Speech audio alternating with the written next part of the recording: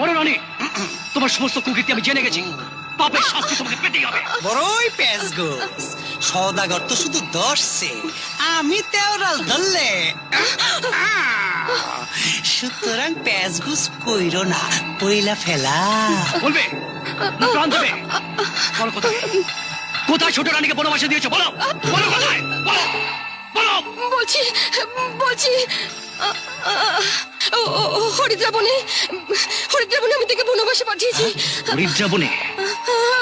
উত্তর পশ্চিমে 100 মাইল দূরে। দেখি।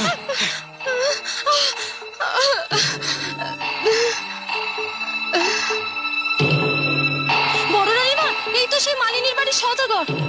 কি বললি? মালিনীর বাড়িতে সওদাগরকে দেখেছিস? প্রহরী, প্রহরী! পালিয়েছে, বুঝতে পেরেছি। এই, তোরা এই বাড়ির চারিদিকে সতর্ক দৃষ্টি রাখবি। দেখি কোথাকার জল কোথায় গিয়ে দাঁড়ায়।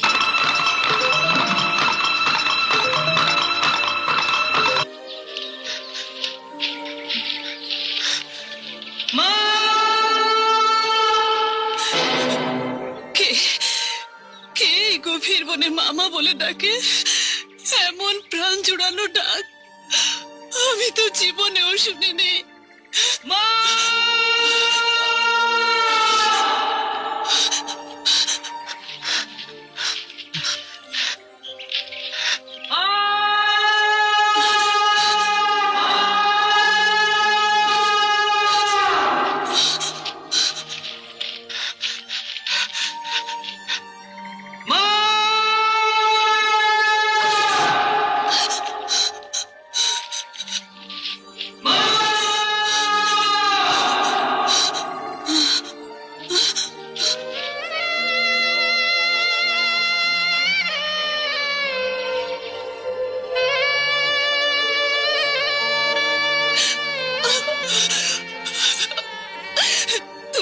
তুমি কে বাবা? এই গভীর বনে মামা বলে ডাকছো? আমি এক সওদাগর পুত্র। আপনি কি সে বিলাসপুরের ছোট রানী?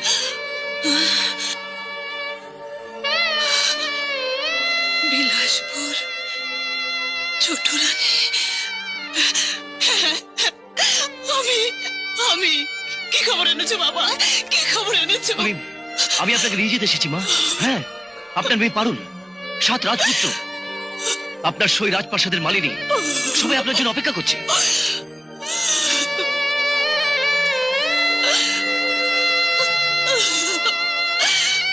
আমার মেয়ে পারুল, 7 ছেলে, মালিনী। হ্যাঁ, বিলাসপুরের 6 রানীর চোখ কানতে আজ আপনার এই করুণ দশা, এই দুঃখ, এই কষ্ট, এই লাঞ্ছনা। আপনি আপনার ছেলে মেয়েদের দেখবেন না? চলুন, আর দেরি করবেন না, আমার সঙ্গে এক্ষুনি চলুন।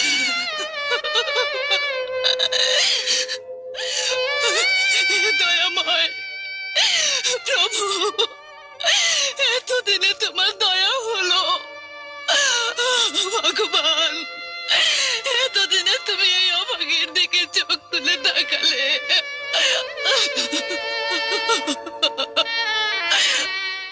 বম ভোলা, বম ভোলা।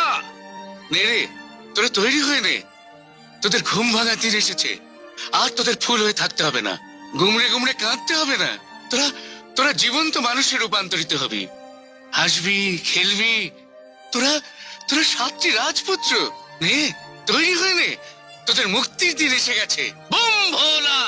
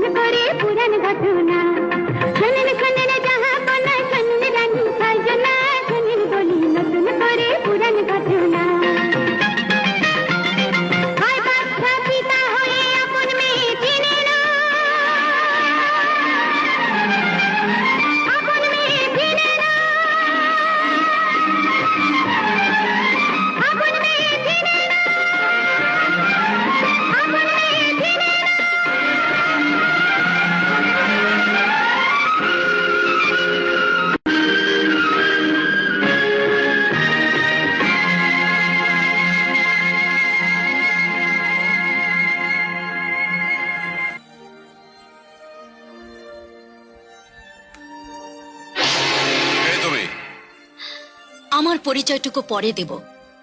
তার আগে মাদি আপনাকে কিছু খেতে দিয়েছে, দয়া করে খান। মানুষ কখনো ফুল খায়?